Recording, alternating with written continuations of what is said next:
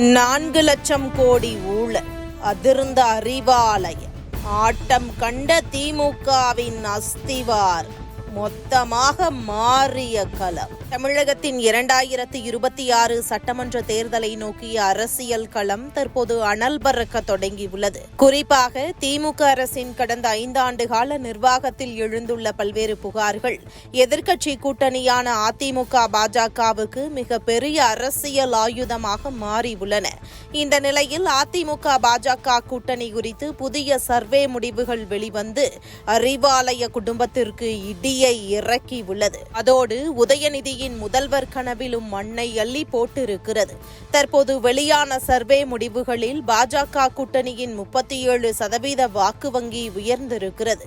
பாஜக கூட்டணி வலிமை பெற்றிருப்பதாகவும் எடப்பாடி பழனிசாமியின் இமேஜ் உயர்ந்திருப்பதாகவும் கூறப்படுகிறது.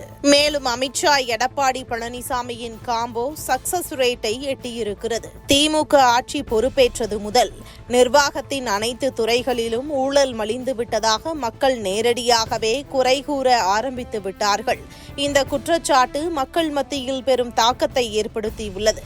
குறிப்பாக மின்சாரத்துறை, டாஸ்மாக் நிர்வாகம் மற்றும் பத்திரப்பதிவு துறைகளில் 20% கமிஷன் என்ற நடைமுறை நிலவுவதாக திமுகவினரே புலம்பி வருகிறார்கள்.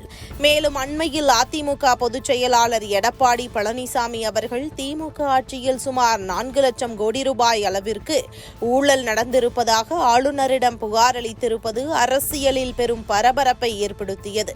இது சாமானிய மக்களின் வாக்குகளை ஆளும் கட்சியிடமிருந்து விலக்கி அதிமுக பாஜக கூட்டணியை நோக்கி திருப்பியுள்ளது.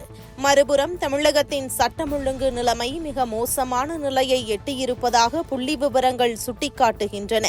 போதைப் பொருட்களின் நடமாட்டம் அதிகரிப்பு, வழிபறி மற்றும் பட்டப்பகலில் அரங்கேறும் குற்றச்சம்பவங்கள் பொதுமக்களிடையே ஒருவித அச்ச உணர்வை உருவாக்கியுள்ளன.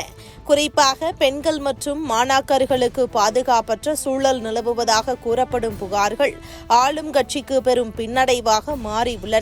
இவற்றுக்கெல்லாம் மேலாக சாதாரண ஏழை மற்றும் நடுத்தர மக்களை நேரடியாக பாதிக்கும் விலைவாசி உயர்வு தேர்தல் களத்தில் ஒரு தீர்மானிக்கும் சக்தியாக உருவெடுத்துள்ளது.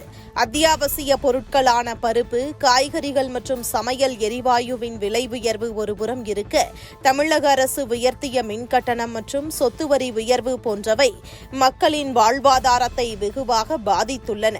ஆட்சி மாற்றத்தின் மூலம் மட்டுமே இந்த துயரங்களுக்கு தீர்வு காண முடியும் என்ற எதிர்க்கட்சிகளின் பிரச்சாரம் அடித்தட்டு மக்களிடம் ஆழமாக சென்றடைந்துள்ளது. இந்த ஒட்டுமொத்த அதிருப்தி அலையும் விஜயின் தமிழக வெற்றிக் கழகம் பிரிக்கும் வாக்குகளும் இணைந்து அதிமுக பாஜக கூட்டணிக்கு சாதகமான ஒரு வெற்றி காற்றை வீசச் செய்துள்ளன. சர்வே முடிவுகள் அதிமுக மற்றும் பாஜக கூட்டணி 37% வாக்குகளுடன் முதலிடத்தில் இருப்பதாக இந்த கணிப்பு காட்டுகிறது. 2025 ஏப்ரல் மாதத்தில் மேற்கொள்ளப்பட்ட ஒரு கூட்டணியானது எடப்பாடி பழனிசாமியை முதலமைச்சர் வேட்பாளராக கொண்டு மீண்டும் ஒன்றிணைந்ததை அரசியல் தரவுகள் உறுதிப்படுத்துகின்றன. தற்போதைய ஆளும் கட்சியான திமுக 33% வாக்கு விகிதத்துடன் 2வது இடத்தை பிடித்துள்ளது. இது முந்தைய தேர்தல்களை விட குறைவான வாக்கு சதவீதமாக கருதப்படுகிறது. நடிகர் விஜய் தொடங்கியுள்ள தமிழக வெற்றிக் கழகம் 21% வாக்குகளுடன் இருப்பதாக தகவல்கள் தெரிவிக்கின்றன.